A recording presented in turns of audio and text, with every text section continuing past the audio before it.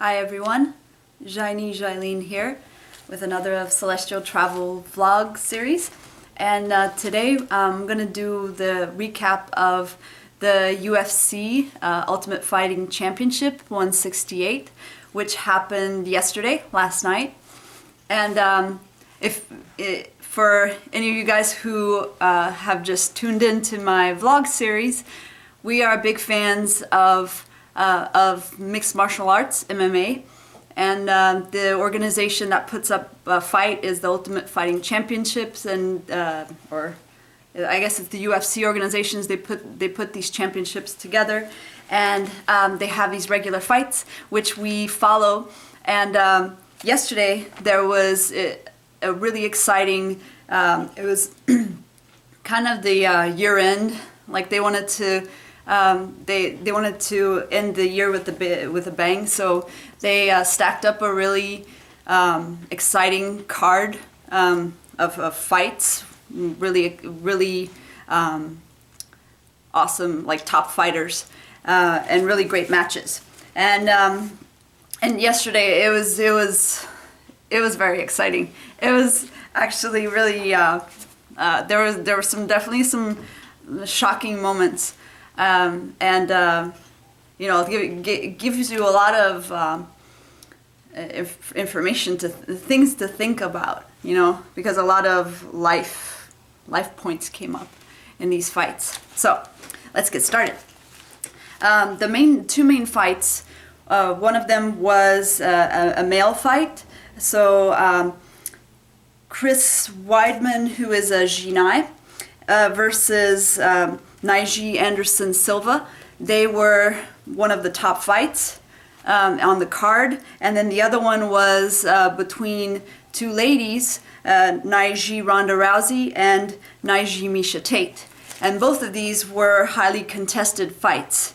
We'll get started with the Chris Weidman, Jinai Chris Weidman and Naiji Anderson Silva fight.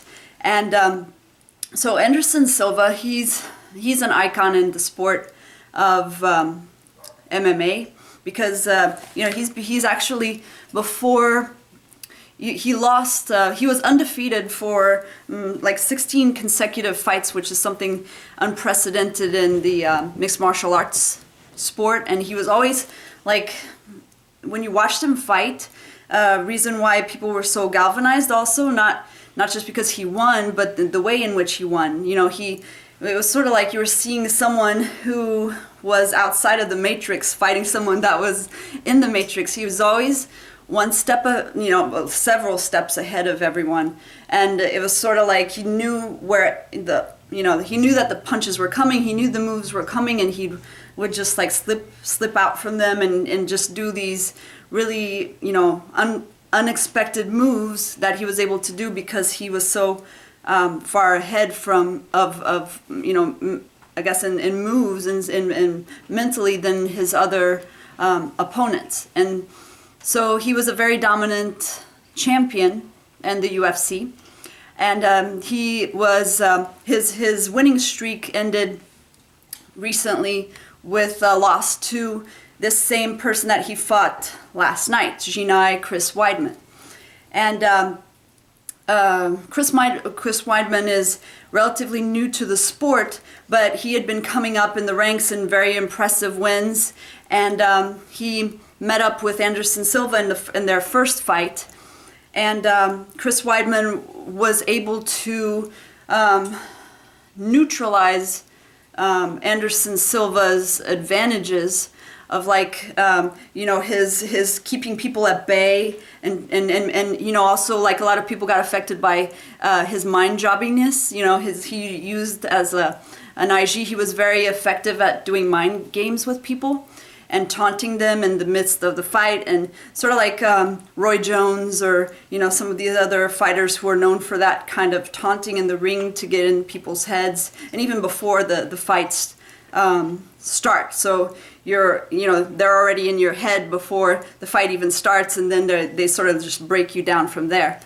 But Chris Weidman was able to neutralize that. And last fight they had, Chris Weidman Anderson Silva was doing his taunting thing, and one of his like taunting slips that he was doing to Chris Weidman, as Chris, just like basically standing in front of Chris Weidman, right in front of him, and like with his hands down and sort of just like taunting him like this, slipping away from his punches. Well, one of those punches caught Anderson Silva and he went down cold, but they kind of called it a fluke at the time because, Anderson Silva had been undefeated for so long, and Chris Weidman was he was relatively new to the sport. He definitely, hadn't met anyone who, he hadn't been tested in fights with anyone like at the caliber of Anderson Silva. So, people were kind of like, this definitely needs a rematch. So the rematch was last night. It was very, it was a very exciting and very like weird event. It was kind of like surreal, bizarre, because, a lot of unexpected things happened. Like, Anderson Silva, when he like in the they have the weigh-ins, they film him before the fight, and he was already like his natural style is to taunt people again, like slip them, and not really be like that fighter who has his hands up to meet the opponent. He's sort of like slipping away, and then catching people with moves from odd angles because he has such a good broken rhythm. Well, even in the weigh-in when they met up, Chris Weidman and him, he like demonstrated, because at the end of, when they do this face-to-face after weighing in, they take the picture to capture the moment pre-fight, and he had his hands up, which is unusual for him, like sort of like, like this is a different Anderson potentially, so that was kind of like the takeaway that I had when I first saw the pre-fight weigh-in. I was like, okay, well, it seems like he has changed something up in his game. When he, it came time for the fight, one weird thing happened like right away, which was as he was coming out into the arena, he crouched down, like everybody's walking and him and his entourage, and then all of a sudden he stops, and like you could tell that this was unscripted because his people from his entourage all seemed like all of a sudden like to be caught off guard and having to a little bit scramble, and they kind of take cue from him and stop too. And then he crouches down and closes his eyes and looks like he's meditating. Which he does these kinds of things. He never done this before, and certainly it lasted for a little while longer than normal. And it's, so people were like, okay, well, is this like another game that he plays, and showmanship? Is he like, channeling his inner Zen ninja and doing some sort of pre-fight ritual? Okay, let's see. Well, then he finally got up after quite a while and started walking again. But then after a few steps, again, and this time you could see it was more involuntary. Like he just sort of like something arrested him, like some sort of anxiety or something overcame him, and he again crouched down, almost like to feel grounded, because it seemed like he wanted to slip his skin almost. So again, he crouched down, and then his people, I think I saw more shakiness in his people at that time, but he got back up after a little bit and proceeded to go back into, back towards the cage, and got there and went into the cage, and then Chris Weidman follows. So then when they start the fight, Chris Weidman was, he started dominating pretty much right away with Anderson Silva. You could see that again, he was able to neutralize his ability to slip and to be, and he didn't have that advantage of being steps ahead of Chris Weidman. Chris Weidman was actually the one that was sort of outpacing Anderson Silva. And then towards the end of the first round, Chris Weidman tags Anderson Silva, Nige Anderson Silva, with a short right jab, which staggers Anderson Silva backwards, and then Weidman swarms on him, but is not able to knock him out before the end of the round. So the round's going to continue. It goes into round 2, but you could see there, like, it definitely, like, people were shocked because, again, it's the same type of thing, the pattern that happened in that first fight happened here in this rematch. And so then they go into the second round, and what happened then was one of the most, like, shocking things that I've seen in fighting in MMA events that I've watched, which was, they were going back and forth and then trading, and then, but again, Weidman seemed like he was dominating, and Anderson Silva, he's known for his kicks, his leg kicks, which had actually done a lot of damage to previous opponents. He's known for them. And he goes for a kick, and he puts his whole body force into his leg when he kicks. And so it's very fast and very hard hitting. Well, when he did it, Chris Weidman was there with his own shin to check the leg kick. And if you know anything, like, when two shin bones, connect at that rate of speed, sometimes one of the shin bones gives, and that's what happened to Anderson Silva.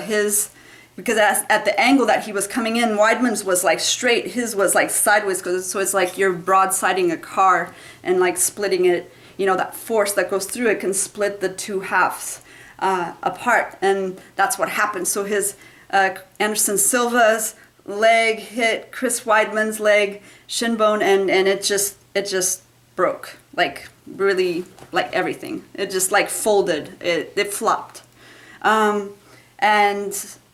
he just fell to the ground in agony, screaming. Everybody rushed in, the personnel, to rush him to the hospital, and Weidman won the fight. And then they showed it in, like, the slow-mo. And nowadays they have really, really good slow-mo, so you can really see. Oh wow, it was horrifying, because you could really see it, like, just totally, like, flop, crazy. But he's a great champion. I always feel sad that things have to end up this way. That's, if you look at these patterns, I know some people were saying in the comment board, oh, he's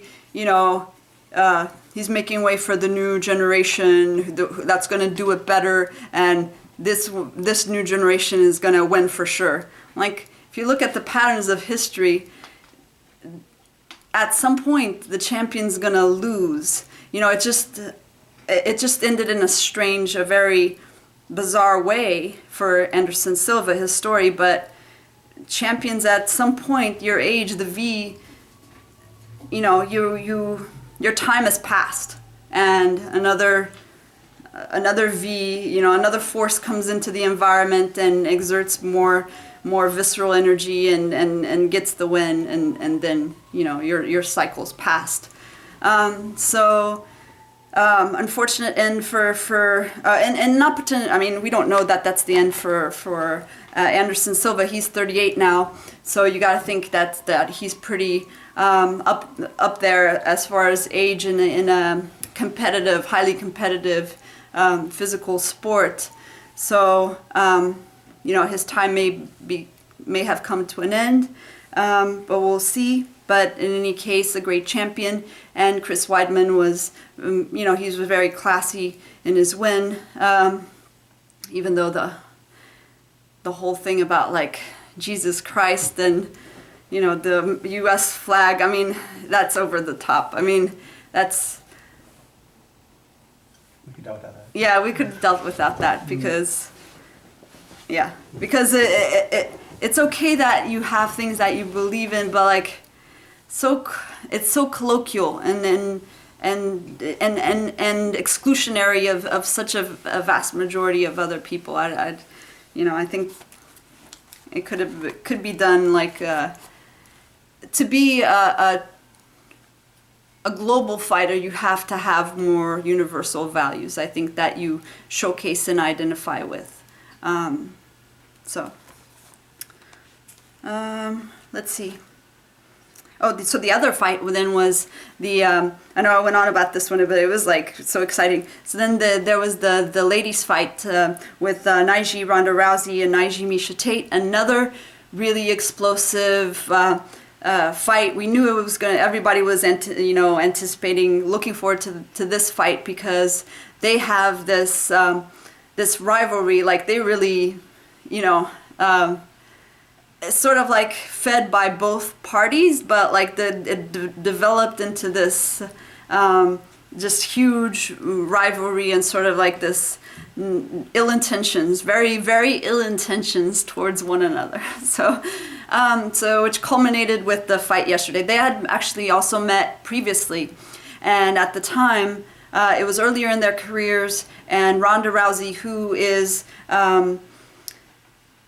was the current champion at the time, and she is also an Olympic bronze medalist in judo, very accomplished. Her mother was also a judo champion, so she came from a line of Naiji, and also Naiji, she was shown in the show, the Ultimate Fighter show, where Ronda Rousey coached. The mom appeared there too, and so continuing that line, she has a very large ego. I mean, she's a massively, naturally talented, very skilled, kensei in judo and in mixed martial arts, very accomplished, and she's very fierce. She can finish the job. She has this just excellent competitive spirit, but her ego has gotten out of hand. Which led a lot of people, because Naiji Miesha Tate, she lost in the first fight to Ronda Rousey. Ronda Rousey got an armbar, which is a submission move on Miesha Tate, and submitted her. And actually, in the process of doing this armbar, broke Miesha Tate's arm, fractured it completely. So that was, which created a lot of bad blood between the two of them. And because at the time Miesha Tate was on a rise, in a rising trajectory, and Ronda Rousey came in and took that away from her, and so then there was bad blood between them, but ever since then, and then they met each other in the Ultimate Fighter show, where they got to coach a group of MMA fighters while they competed against one another to see who would be the winner, sort of like a reality show like Survivor, but with MMA fighters competing to be the person who wins and then gets a contract to be a professional MMA fighter. And they were both coaching, and very bad blood between them. There was a lot of words back and forth and gestures, that are inappropriate. But and Ronda Rousey, there's always a coach's challenge during the season, and I know coaches talked about this, so I think you guys are familiar with this, where Ronda Rousey, they were doing a competition other than MMA, but to see who can beat the other, and then the team gets to get some extra cash.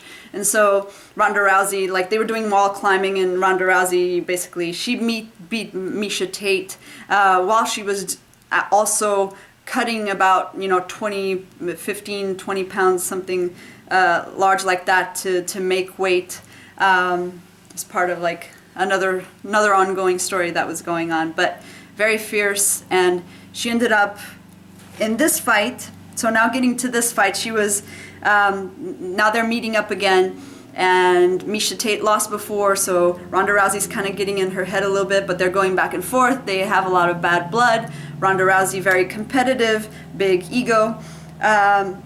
Misha Tate, very excellent too, very good all around, but not at not, you know, doesn't have like a unique thing like Ronda Rousey has of like the Olympic judo.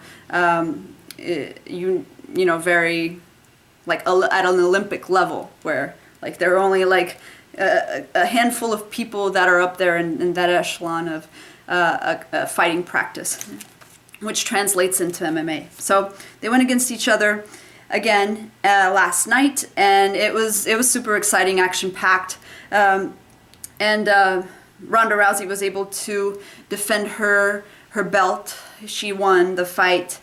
She again during the fight the judo was really like her the winning factor here with Misha Tate, because Misha Tate would come in to try to do a takedown or something. Anytime she would like come in contact with Ronda Rousey would turn and flip her with a judo move, one after the other. It was like she was doing a seminar of those, because Misha Tate didn't. She kept doing the same pattern, expecting a different result. But that wasn't going to happen. So yeah, a lot of judo throws, and Misha really fought valiantly out of a lot of bad positions, both submission attempts and you know, Ronda Rousey on her back, Ronda Rousey on top of her, mounting her, all these different things. She was able to escape, but at the end she was just outmatched, and Ronda Rousey got an armbar again. Thankfully this time she didn't break Misha Tate's arm. But yeah, she won. And then it's important to note that that's only because Misha tapped. Yeah. It wasn't that wasn't because Ronda was feeling kind. Yeah, but didn't she? Yeah, that's true.